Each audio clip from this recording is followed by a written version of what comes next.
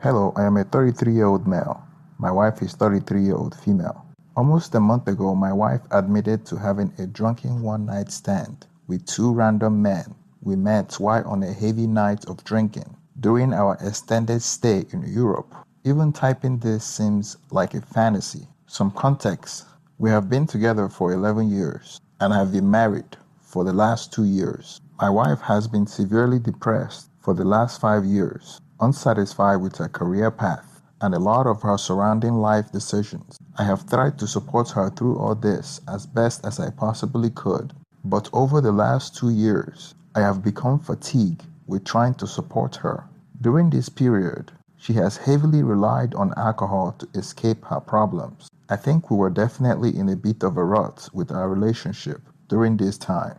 We sought out couples counseling who encourage us to chase our dream life together, to reignite our zest for life in our relationship. My partner always had dreams of moving overseas for a period, so after some convincing, I decided to support her on this and take a year off from my career to do a working holiday with her overseas. I knew financially this was a bad idea, but she has backed my career in the past and moved to other parts of my country to support my work endeavors. So I went along with it willingly to support her. To cut it short, 4 months into this venture, her depression only deepened. We went out for dinner one night and met up with some tourists from the States. I ended up getting extremely drunk with them. They were 3 guys and 1 girl. They bought us a few drinks and were very friendly. At the end of the night, they invited us to an after party at their Airbnb. I remember being at their Airbnb and we started eating pizza and playing a board game. Somehow the board game became a truth and dare. I remember going to the bathroom and when I came out, I saw my girlfriend making out with one of the men. I wanted to flip out in anger and pounce on the guy, but everyone calmed me down, saying that it was just a game. My wife said it was a game. It was all fun and games to them, but not for me. I just saw the woman I love getting tongued down by a guy we met a few hours ago. I told her that it was time to leave, and we went home immediately. I got an Uber, and it was an awkward drive home, and she apologized and told me that it was just a game, and the alcohol made her do it. When we got home that night, I immediately passed out. I woke up around 4 a.m. and found out that my wife wasn't sleeping next to me. I thought she was in the bathroom, so I went to the bathroom to search for her, but she wasn't in there. I thought she was in the kitchen, so I didn't bother looking. I went back to bed to go to sleep, but before I did, I went to check my phone. But my phone wasn't where I left it. That was when I fully awake to find out what was going on. My phone is missing, and my wife is missing.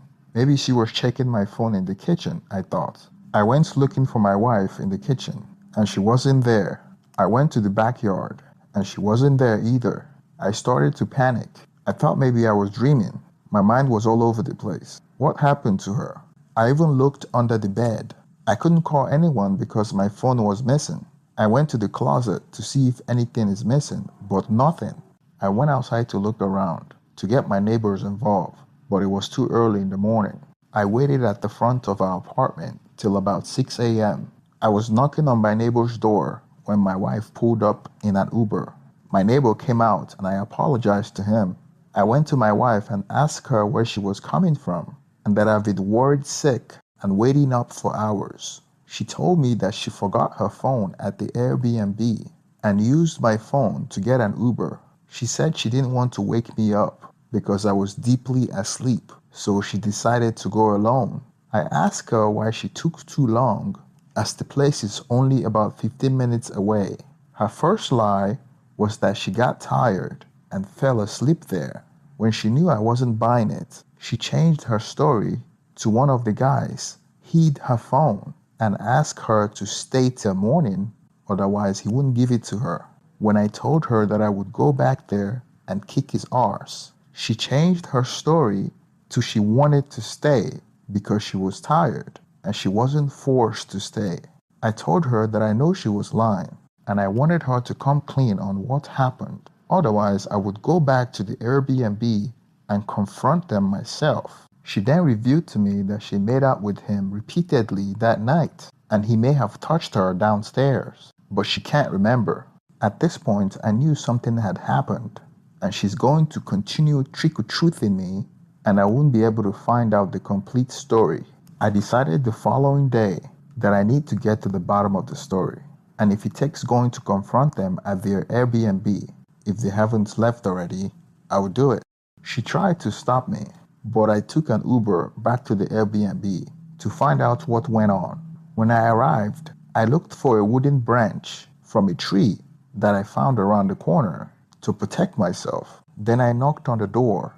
The door was answered by one of the guys, but not the one that made out with her. He tried to force the door shut after he opened it, but I was quick enough to push the door back and forced it open and threatened him with the stick. I demanded answers. Even though my wife didn't admit to excess, I presumed that she had excess and demanded why his friend forced his way on my wife. He became defensive, telling me that my wife forgot her phone and told them that I allowed her to come back to get it alone. From what he admitted, my wife not only had excess with the guy she made out with, but she also had excess with both men at the same time. She told me he insisted that they didn't force her. He even showed me pictures that they took while my wife was there, and she was happy and smiling on all the photos. I went home angry and confronted her, and she admitted to everything. So what really happened is that she apparently forgot her phone and took that opportunity to finish what she started earlier in the evening. When she went to the Airbnb, she didn't want to leave after she found her phone and continued the party and started making out with the same guy. And the other guy joined in, and they took her to the bedroom and tag teamed her. The third guy and the girl were in a relationship, so they didn't take part in any of the shenanigans. She apologized and told me that it was the alcohol. I reminded her that she can't use the same excuse twice. I was in a really tough spot financially because I traveled all the way just because of her career. I was just so stunned at this. We have what I consider to be a very happy and healthy relationship. We are each other's bedrock, who supported each other through our good times and bad times, generally with a smile on our faces. She tells me it has nothing to do with her love for me or wanting to end our relationship. She said she's just so depressed that she wanted to escape herself for a moment, relieve her past of being young, single and carefree. She's so regretful and distraught, and she wants to do anything to show that she can rebuild us. Rationally, I understand this, and I believe her when she said she still loves me. But I just can't fathom how someone can love you so much and so selfishly give this away so easily. She begged me to stay, but needless to say, I caught an early flight back to the States, and I'm now jobless as I took 12-month extended leave of work. We have one vehicle, and it's registered in her name, but I have no apartment or place to go here in the States, and I am sleeping in a blow-up mattress at my mom's house. I feel worthless and betrayed. I sacrificed so much to support her in this overseas move, and the worst part is, I don't feel like I can open up to my family about what actually happened because I'm not ready to share it yet. Strangely enough, I feel like sharing it with strangers on the internet. We spoke on the phone the other day because I told her that I was going to file for divorce. I planned on telling my family, and she had begged me not to because she knows how harsh my family are and that they will never forgive her if they find out. I don't know if I want advice or guidance. I think I just want to be heard, as I feel I can't express what truly happened to many people in my life right now. I want to organize personal therapy ASAP because I feel like I have lost a huge part of me. I am ready to give up my old life, the life that I thought I shared with the love of my life, and I feel like I'm grieving so hard for our future also. She got a flight home after I told her that I was filing for divorce. She was trying to convince me that she would go to therapy and work on a whole range of personal issues, including the alcohol abuse. She's fully aware that she had made a mistake and takes personal responsibility for her actions. We do not have children, but we do own a house together. We took time in our 20s to study, travel, and work in various parts of our home country before settling down. Family planning was something we both wanted to do, and we were going to take our time figuring about starting a family. But honestly, we had other priorities, such as more fully establishing our careers and saving for our dream property. I think we can all agree that each people do things differently, and some people prioritize marriage, a house, and kids, etc., more than others. I was already mad about the kiss. Then she made a conscious effort to go back and excavate everything by effing not only one, but two guys. That's the part that kills me the most. Even if she was wasted, she made a conscious choice to go back. There is no coming back from this. No amount of therapy can fix this. I keep reliving that in my head, and it's effing me up.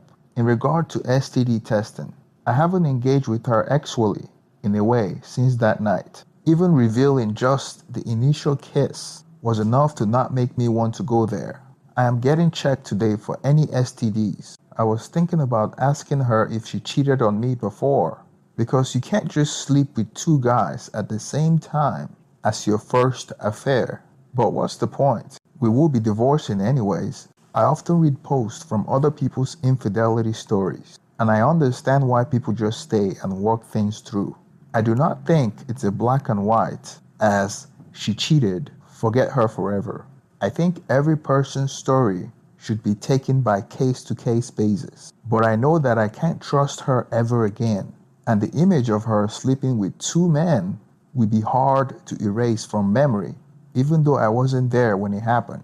I saw pictures of her with two men together. I will need some alone time to reassess my entire life because it would be hard to get over life without her. We have been together for a very long time. She had tried to meet up with me, but I am committed to ending it. What have been everyone's experience with divulging the cheating to friends and loved ones? I feel so sick lying to people about the details of what actually happened, but I feel like telling everyone I'm close with is shameful to me, not just her. It just annoys me that I have to tell a watered down story of why I decided to have a break and why we decided to come home early from this massive overseas venture. Thanks everyone. I appreciate all the wisdom. I haven't been on here lately. Even the thought of reading this stuff just brings up memories of the incident, which is too hard to bear right now. I have been in for therapy and I have been able to confide all the details of what happened to an emotional intelligent friend of mine, which was such a relief. Every day just sucks though. Nothing works as distraction. I cannot sleep at all. I find myself just passing out from sheer exhaustion rather than actually falling asleep. But in my hometown at my mom's house sucks. Makes me feel like I'm a teenager again. I know I just need time to process everything, but this is the early stage. It's just so rough. So here's my reaction to this. I don't think it's always a good idea to relocate because of the interests of the wife or the girlfriend or the fiance, unless she's making significantly more than you, and even then, it's an if. It's a very tricky situation because it shows that she is the dominant part of the relationship, and in the relationship, it tends to shift the dynamics of attraction. Not for all relationships, but most. Maybe there's an exception, but normally it doesn't end well, especially when there are kids involved. I'm sure you guys have heard about a lot of stories on this channel where you have a stay-at-home dad and the mom is working and she built up resentment because of it, and then she started having an affair, physical or emotional, with a coworker. That happens all the time when you have a stay-at-home dad and a provider mom, which I understand what the original poster was trying to do. He's trying to make his wife happy, but instead of finding the real reason why she was happy, he decided to move with her to another country. And then when they got to the country, she still wasn't happy, and she ended up cheating on him. Well, good thing that he decided to get a divorce. It's not always easy, especially having spending that much time with someone in a relationship. But when you have someone that tried to rationalize everything by blaming it on alcohol and trying to push the blame away from herself, then it's difficult for that kind of relationship to work out. But he should count himself lucky because they don't have kids together. So the divorce should be easier in terms of asset allocation and emotional attachment. Please don't forget to like this video for more content like this. Thank you and